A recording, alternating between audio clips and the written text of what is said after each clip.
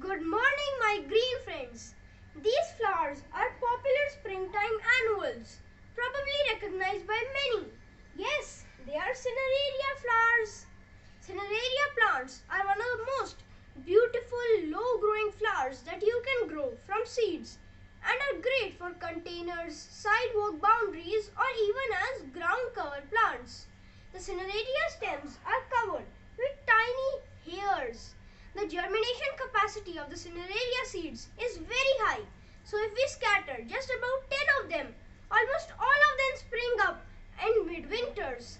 Usually the Cinneraria seeds germinate in a week or 10 days. This plant needs consistent water and should feel moist at all times. Always keep Cinneraria moist but never soggy. Still, you should check your plants as individual garden conditions can be different. Cinnararias need a high light area but should be kept away from any direct light. Now we planted them in direct light, so when the sun is out, the flowers look bright neon, but the leaves tend to sag a bit. Yes, the leaves are broad, platter-like with hair as well.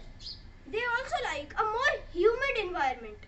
It can be said that it is resistant to diseases and pests. In Latin, Cinneraria means ashy. The Cinneraria plants can be a shrub and a herb plant.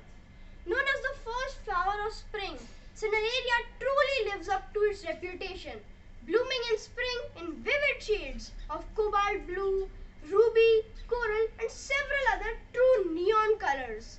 It's no surprise Cinneraria symbolizes delight.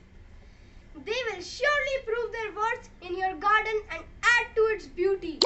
Please subscribe, like and share our post using the icons below. Please do check out some great recipes at mencanmakehomes.com. Visit us at Early Progressions Faridabad to know lots more. See you soon, green buddies.